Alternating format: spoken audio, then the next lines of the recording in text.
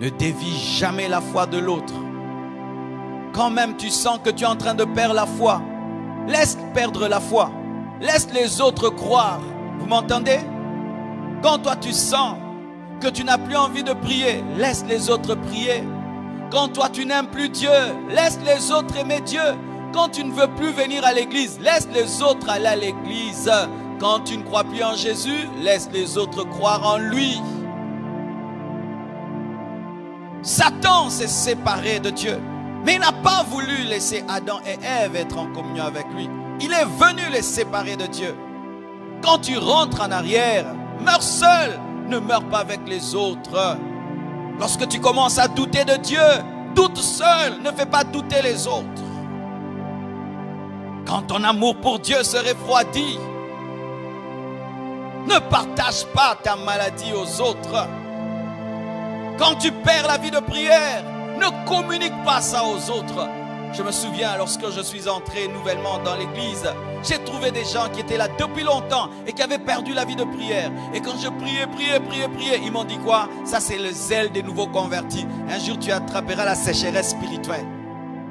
Et heureusement, je leur ai dit, si c'est toi, tu as attrapé la sécheresse, moi, je ne l'attraperai pas. Et je ne l'ai jamais attrapé.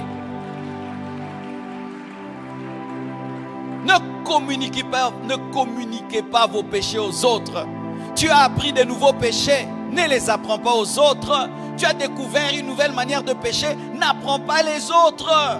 Tu es en train de tuer leurs esprits. Et même, tu dois veiller sur ta vie, parce que ta chute peut faire chuter les autres. Vous savez, quand Dieu m'a appelé au début, je marchais sur une corde. Et quand Dieu m'a élevé, je ne marche plus sur une corde, je marche sur un fil. Je n'ai pas droit à l'erreur. Je sais que mon erreur peut perdre beaucoup de gens. Beaucoup de gens, j'en suis conscient, que je peux tuer. Rien que seulement en commettant un péché, je peux détruire des vies. Et je veille sur ma vie, pour moi, mais aussi pour toi. Jésus s'est sanctifié aussi pour les disciples. Tu ne tueras pas. Tu n'amèneras pas quelqu'un à abandonner Dieu. Quelqu'un faible, il vient auprès de toi. Toi, tu en profites pour tomber avec. Des serviteurs de Dieu qui font de telles choses. Une femme vient te voir au bureau. Elle te dit qu'elle est impudique. Au lieu que tu la délivres de l'impudicité, tu tombes avec elle. Quelqu'un vient pour être délivré. Il a confiance en toi. Tu lui enseignes des choses et puis tu couches avec elle. Tu ne tueras pas. Tu ne tueras pas. Un jour, un pasteur vient devant son église et il dit, je vous avais prêché l'enfer, mais je viens de comprendre que l'enfer n'existe pas. Les fidèles lui ont dit, pasteur, nous croyons que l'enfer existe. Si toi tu as abandonné ton Dieu, c'est toi et ton Dieu. Ce n'est pas parce que tu m'as présenté Jésus que tu as le droit de me présenter le diable. Ce n'est pas parce que tu m'as donné la vie que tu as le droit de me donner la mort.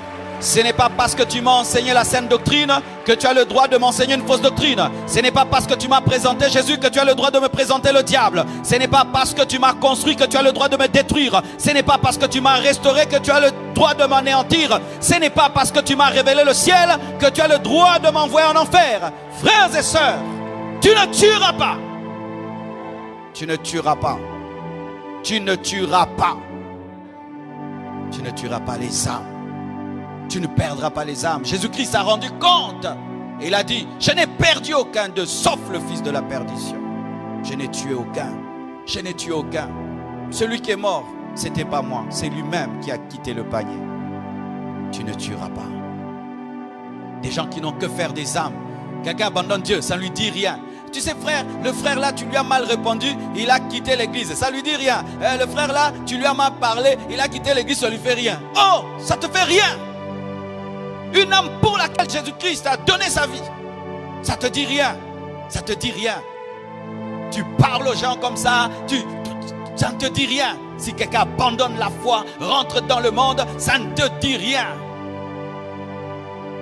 Tu partages des choses aux gens et tu n'évalues même pas les conséquences de tes paroles. Des fois même les personnes qui connaissent beaucoup la parole, ils aiment s'exercer à troubler les faibles en leur partageant des choses dont ils n'ont même pas besoin.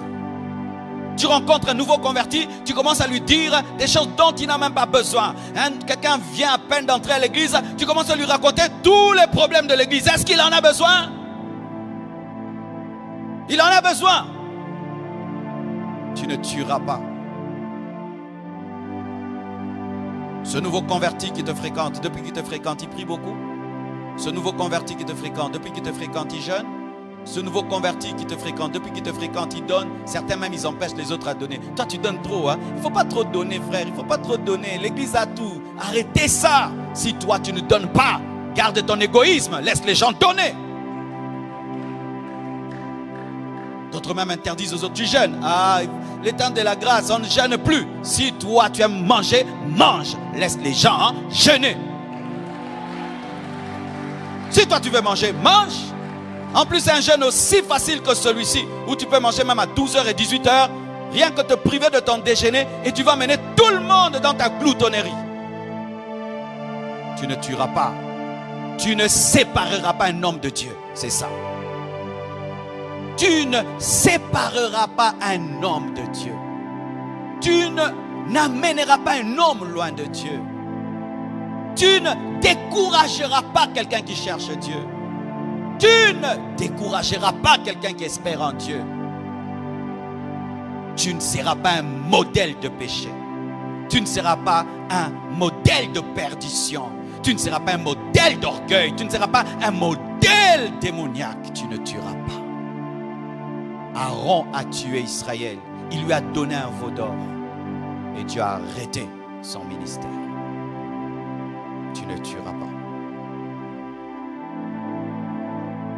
Tu n'encourageras pas le mal. Tu appelleras le mal et le mal. Chaque fois que tu vois le mal et tu ne parles pas, tu tues. Chaque fois que tu tolères le mal, tu tues. Chaque fois que tu refuses de dire la vérité pour faire plaisir, tu tues. Chaque fois que tu préfères la paix au lieu de dire la vérité, tu tues. Tu ne tueras pas. Chaque fois que Dieu te dit de prévenir et tu ne préviens pas, tu tues. Et tout ce qui amène le feu étranger dans l'œuvre de Dieu, la magie, l'occultisme, des fois même l'imagination, des mensonges, des faux miracles, des fausses prophéties, vous tuez les gens.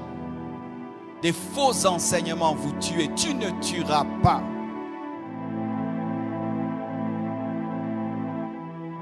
Tu n'amèneras jamais quelqu'un dans l'occultisme. Des gens qui prient, mais qui voient aussi des féticheurs. Et qui amènent d'autres voir les féticheurs. J'ai découvert un tel marabout. J'ai découvert tel marabout. Il est fort, il est fort. Tu amènes des gens voir des marabouts.